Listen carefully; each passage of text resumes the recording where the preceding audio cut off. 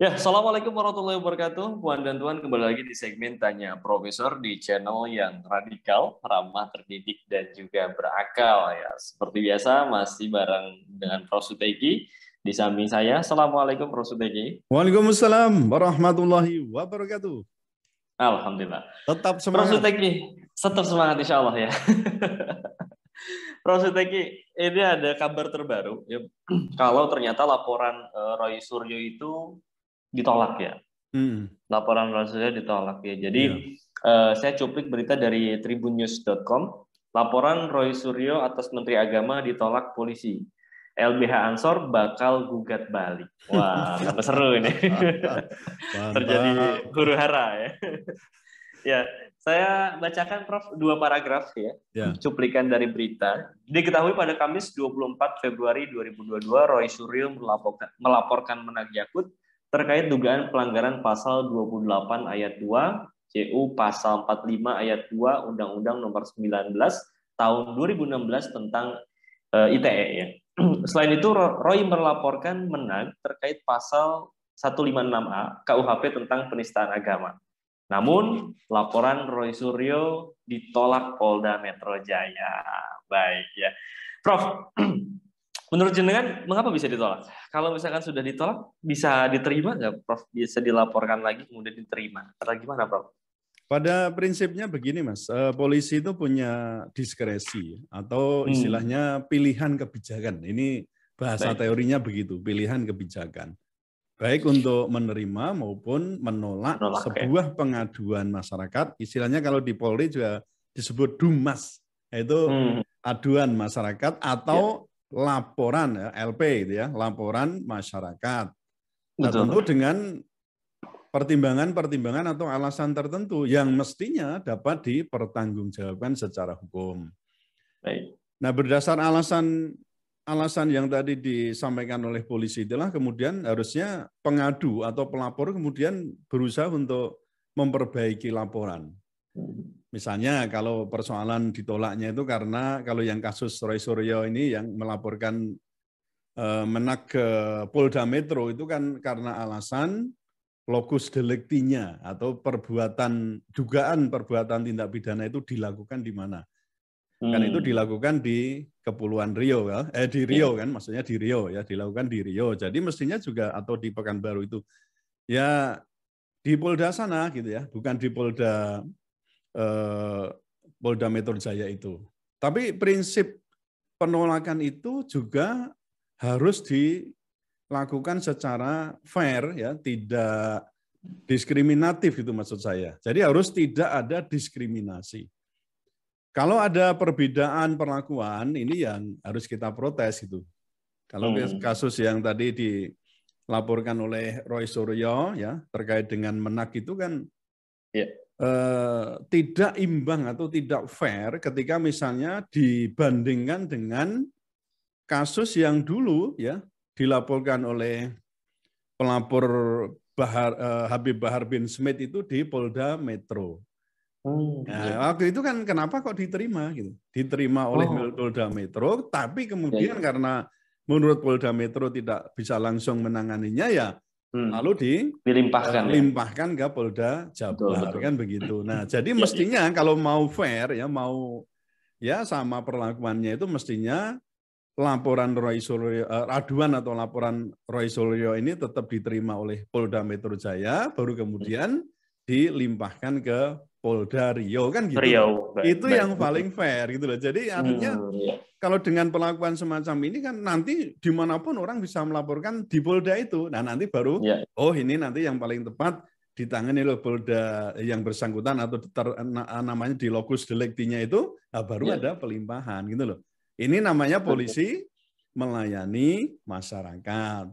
Nah, jadi kalau dengan kasus semacam ini jelas kalau saya melihat ya ada semacam diskriminasi begitu ya, ada perlakuan yang berbeda karena toh waktu itu kasus Habib Bahar bin Smith ini kan sampai setelah dilimpahkan ke Polda Jabar kan kemudian ada pemanggilan sampai kemudian menetapkan tersangka sampai kemudian juga dilakukan penahanan. Ditahan nah, kan gitu. ya, baik. Oke, baik. Artinya memang alasan fokus delicti itu memang Locus seharusnya delicti. Locus. locus ya, Ya, locus locus itu delicti itu tempat. Ya. tempat ya. Ya. Locus delicti itu harusnya memang kalau mau adil itu tidak ada diskriminasi ya, Prof ya, Ya, antara gitu. menang dan juga. Oke. Karena Tapi pasti kebijakan itu sama ya. ya to do or not to do tadi saya katakan. Nah, itu kebijakan ya, Ada kebijakan hak Polri. diskresi ya? Apa diskresi ya? Diskresi ya, diskresi Diskresi, itu. baik, Cuma di sini diskresi. kan diskresinya ternyata kita bisa memperoleh kesan dilaksanakan secara diskriminatif gitu. Baik. Ya, baik. Prof. Suteki, saya mau bacakan penggalan lanjutan dari berita yang tadi. Kali ini cukup panjang karena menyangkut dengan pandangan atau pendapat dari Lembaga Bantuan Hukum Pimpinan Pusat GP Ansor Ya. terkait dengan laporan Roy Suryo. Jadi beliau mengatakan ya, Roy Suryo jelas serampangan ya, dengan seenaknya melaporkan Menag ke polisi. Memang siapa Roy Suryo itu? Dia hadir langsung atau tidak pada saat Menag membuat pernyataan di Riau? Apa dia ngerti konteksnya?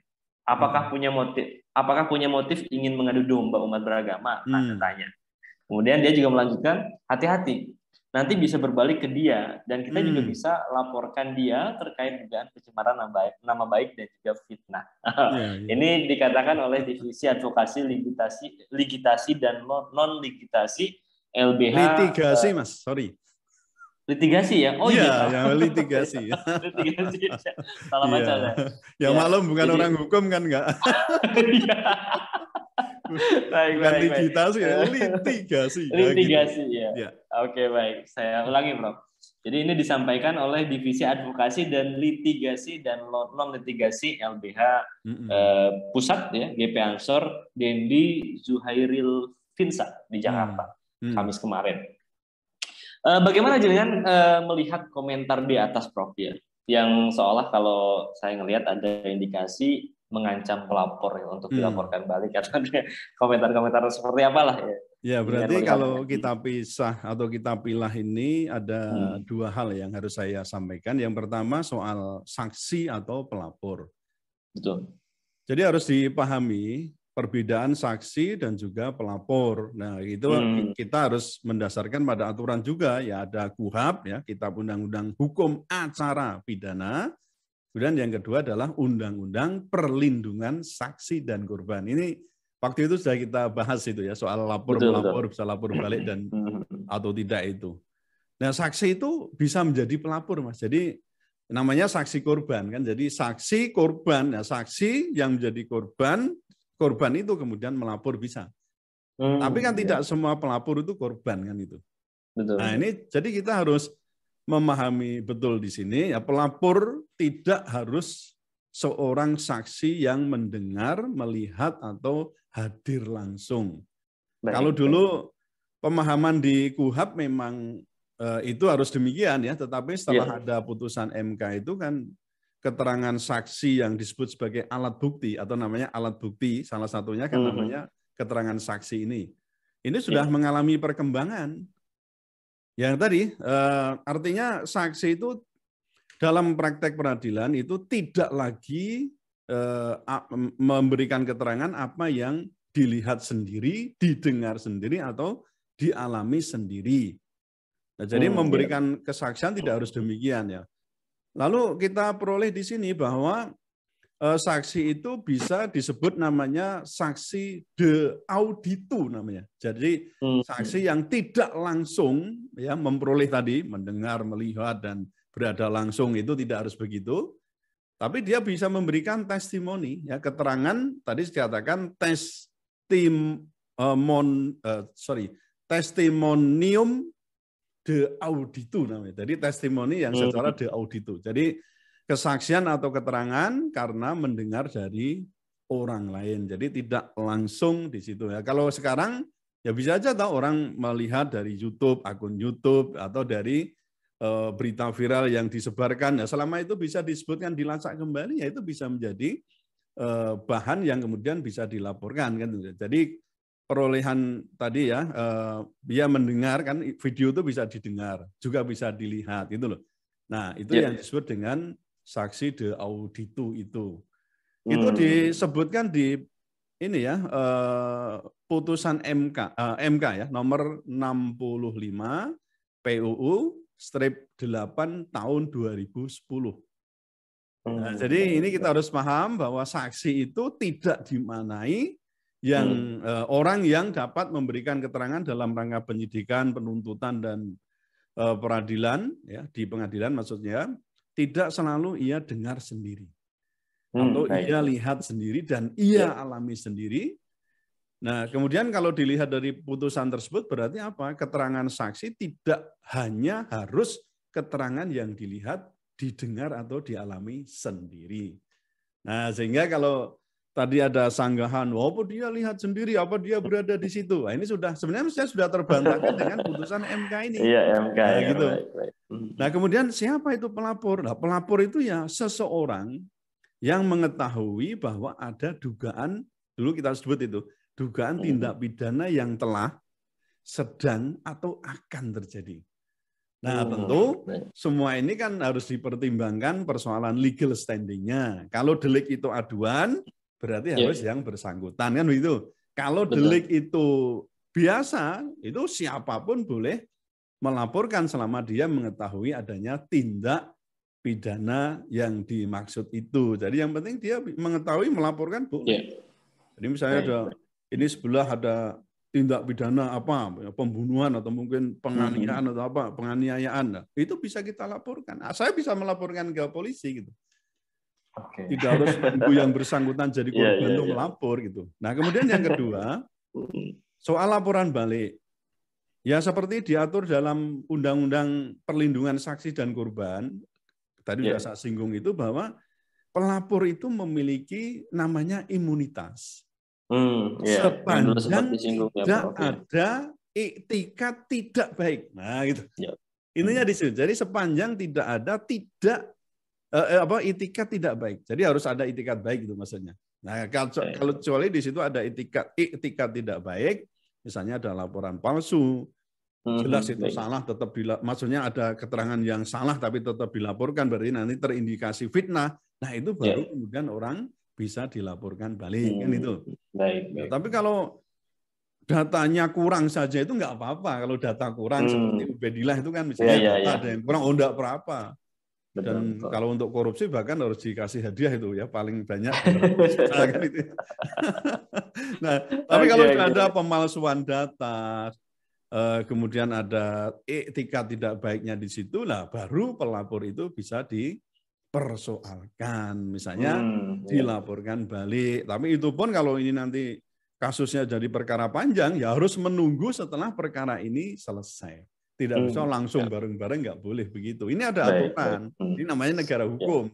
Jangan bertindak sendiri dan tidak perlu mengancam-ancam orang yang sedang melaporkan itu. Toh nanti polisi akan menilai apakah akan diberhentikan atau tidak, atau ya misalnya ada SP3 atau tidak. Itu urusan polisi nanti.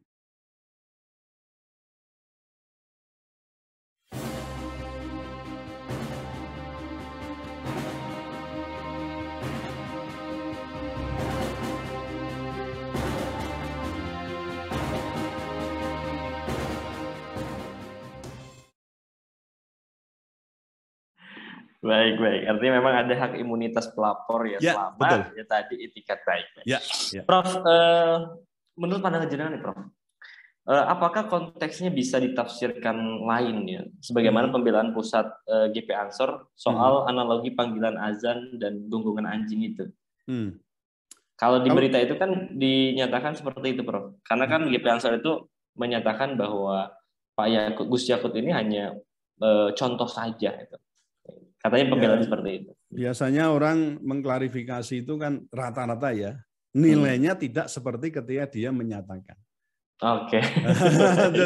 Justru ketika orang pertama kali menyatakan itu ya sebenarnya intent ya atau niat yang ada di situ tuh macam mana itu kita bisa lihat. Tapi kalau sudah orang klarifikasi ya mesti orang membela diri, termasuk para pendukungnya itu pasti akan membela diri, nggak mungkin menyerahkan lehernya ke aparat penegak hukum, itu kan tidak mungkin. Tapi cuma saya lihat begini, perbandingannya itu saya kira kok sudah memenuhi unsur level yang sama itu ya. Maksud saya ini sudah apple to apple. suara dengan suara. Ini kan imbang ini. Jadi kalau membandingkan berarti tidak sama. Cuma ini kan persoalannya pernyataan sesuatu yang baik itu diperbandingkan dengan sesuatu yang sangat buruk. Ya. Kalau dalam hal ini itu dikontraskan, itu malah benar, Mas. Oh, suara azan beda dong dengan suara anjing. Nah, itu. Tapi ketika keributannya itu dimaknai sama gitu ya, itu justru yang muncul adalah pemaknaan yang peyoratif namanya. Jadi pemaknaan yang buruk yang muncul di situ. Ya. Nah, bagaimana mungkin ya suara azan itu kemudian dianalogkan kebisingannya, misalnya ya dianggap bising atau dianggap gaduh itu dianalogkan dengan suara anjing yang menggonggong atau gonggongan anjing. Nah, itu sebenarnya kan sama-sama mungkin ya, dalam arti orang yang nggak suka kan bisa jadi ini gaduh. Tapi kan kegaduhan ini tidak bisa dipersamakan atau istilahnya dianalogkan.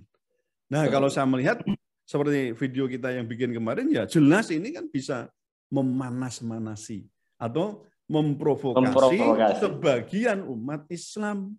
Jadi kalau misalnya kemudian ada yang merasa terhina, ternistakan atau dinistakan, ya itu urusan yang dinistakan dong. Gitu loh. Ya jadinya maksud saya ini tergantung dari domain dari umat Islam sendiri yang merasa tersinggung tadi. Kalau mereka yang tersinggung itu kemudian melaporkan, itu terjadi dugaan adanya tindak pidana penistaan terhadap agama, atau di situ azan itu kan termasuk dari bagian agama. Islam kita ngomong itu. Nah, ini ya sudah diwadahi, undang-undangnya ada kok. Apa? Ya kitab undang-undang hukum pidana. Kita minimal ada pasal 156A. Kitab undang-undang hukum pidana itu jelas ada ya. Ini kita sudah berkali-kali singgung. Ada lagi yang terkait dengan undang-undang ITE loh. Itu sudah ada semua. Lah kita mau apa?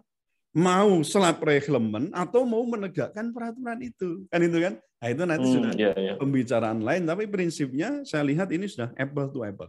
Tapi bukan dikontraskan, tapi dianalogkan. Ini yang jadi masalah. Nanti kan ahli forensik bahasa, Mas. Itu yang akan bisa mengerti betul itu. Tapi kalau bagi dalam tanda kutip ya pendukung atau beliau yang sendiri ya pasti akan mengklarifikasi. Oh, maksud saya bukan sama semuanya ada maksud begitu. Tapi nanti kalau ini dipersoalkan, hakim lah nanti akan menilai apakah di situ ada mens rea, niat jahatnya ada enggak, kan dinilai nanti. Intinya bagaimana, maksudnya intent itu niat ya, niatnya bagaimana, sekuat apa dia melakukan itu secara sadar tidak. Oh, itu nanti dihitung. Diperhitungkan semua untuk menentukan yang bersangkutan salah atau tidak. Nah, polisi itu menurut saya juga ya ada laporan diproses. Tentu kalau ada namanya tadi ada bukti-bukti atau alat bukti. Ada saksi, kemudian juga ada misalnya ada saksi, ada keterangan dari yang bersangkutan, ada keterangan dari ahli, ya sudah. Ada barang buktinya, lah sudah, itu bisa aja diproses itu. Semua tadi kembali ke persoalan discretion, ya itu termasuk polisi. Ya. Diskresi ya, baik. Ya. Prof, ya sebenarnya terakhir nih Prof nih. Pandangan Prof Suteki memprediksi kelanjutan kasus ini gimana Prof? Ya ini yang berat ini. Kalau soal menerawang ke depan itu repot. Tapi kan kita menerawang ke depan bukan tanpa data, kan itu ya Mas? Betul. Ya, saya ingin katakan begini, semua tergantung umat Islam dan penyelenggara negara. Itu prinsipnya di situ. Misalnya ini ya, kemarin kan sudah ada juga yang punya inisiatif untuk bagaimana nih kalau PA 212 itu terus melakukan protes. Seluruh umat Islam di semua provinsi juga protes, kan itu kan? Umat Islam di luar negeri kalau perlu protes. Nah, lalu apa? Ini diviralkan, viral. Kata orang itu kan dulu sempat ada tagar itu no fighter, no justice. No justice. Ya, no fighter, no justice misalnya. Nah ini nanti kalau ada begitu, saya pikir kok polisi itu akan berpikir ulang untuk misalnya mempetieskan kasus ini. Atau ya gampangnya ngomong itu tidak menerima laporan itu. Menerima aja kok tidak misalnya. Jadi memang kalau perlu ya kita maksudnya polisi menerima aja dulu, baru nanti dilakukan proses. Nah kalau menurut analisis banyak orang itu kan justru dugaan penistaan agama yang dilakukan oleh Menteri Agama ini Bahkan dia kan selain Menteri Agama juga Muslim, ya kan, pejabat negara lagi kan. Nah itu dinilai melebihi kasus Ahok yang menistakan Al-Quran, ya, yang dulu Al-Maidah 51 ya terkenal. Betul. Nah jadi itu yang pertama, kemungkinan tergantung dari umat Islam sendiri gitu. Tapi ya saya enggak, maksudnya, harus ini demo berjilid-jilid kayak seperti ini kan masanya sudah mungkin bisa dengan cara lain dan seterusnya. Tapi tetap jangan sampai ini kemudian menguap begitu saja tanpa ada kejelasan. Kalau orang kemudian salah dan minta maaf, kemudian umat Islam memaafkan, ya enggak ada apa-apa. Tapi kan tetap harus ada proses yang jelas. Yang waktu itu saya katakan, kalau mau perlu RJ, restoratif justice, ya, tapi harus ada proses gitu loh. Tidak bisa kemudian ini menguap, yang kemarin menguap dan gitu. Nah, tapi ada juga kemungkinan yang lain. Polisi itu akan menghentikan kasus tersebut setelah diterima laporannya. Karena apa? Dinilai tidak memenuhi unsur tindak pidana sebagaimana pasal yang dituduhkan itu. Ya, sekarang baru aja lah, Mas. Anda kan bisa lihat juga kasus yang terkait dengan Jenderal Dudung kan, yang dilaporkan oleh Kuhab apa itu oleh Puspom AD kan dinyatakan diberhentikan, maksudnya kasusnya itu ditutup kan, tidak dilanjutkan. Berarti di situ ya ada proses sudah ada penghentian karena apa? Dinilai tidak memenuhi unsur-unsur tindak pidana sebagaimana dimaksud. Padahal itu kalau dinilai 156A gitu. Nah, jadi kalau jenengan minta prediksi saya, lah ini contohnya sudah ada. Dalam artian nanti kita nggak kaget, Prof. Ternyata prosesnya udah merevisi, jadi kita nggak kaget. Namanya berhadapan dengan dalam tanda kutip penguasa itu memang rakyat harus paham ketika kekuasaan itu di tangan penguasa yang demikian, saya kira Anda atau kita harus siap-siap untuk dalam tanda kutip kecewa kan itu kan. Betul. Oke. Saya kira itu, Mas. Baik, Prof. Suteki, terima kasih ya atas jawaban-jawaban yang luar biasa. Terima kasih juga pada Puan dan Tuan yang sudah menyimak sampai di pertanyaan keempat. Dan seperti biasa saya mengajak untuk tetap stay tune di channel Prof. Suteki.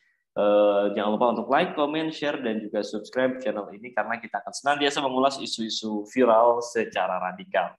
Ramah, terdidik, dan berakal.